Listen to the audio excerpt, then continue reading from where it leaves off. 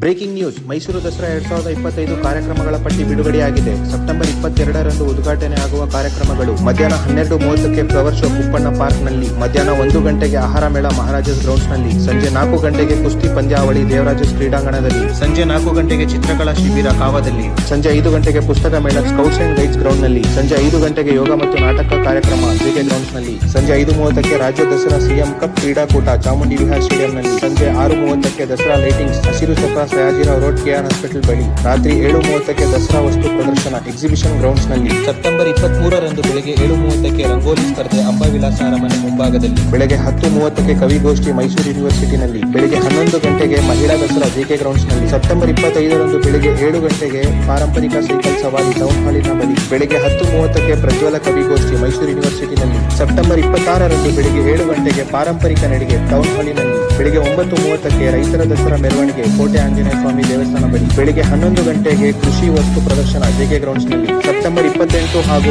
29ರಂದು ರಾತ್ರಿ 7 ಗಂಟೆಗೆ drone show trial event Bannimantapa grounds ನಲ್ಲಿ, ಅಕ್ಟೋಬರ್ 1ರಂದು ರಾತ್ರಿ 8 ಗಂಟೆಗೆ torch light parade rehearsal Bannimantapa grounds ನಲ್ಲಿ, ಅಕ್ಟೋಬರ್ 2ರಂದು ದಸರಾ ಮೆರವಣಿಗೆ ಹಾಗೂ ಟಾರ್ಚ್ ಲೈಟ್ ಪರೇಡ್ ಮತ್ತು ಡ್ರೋನ್ ಶೋ ಬನ್ನಿಮಂಟಪ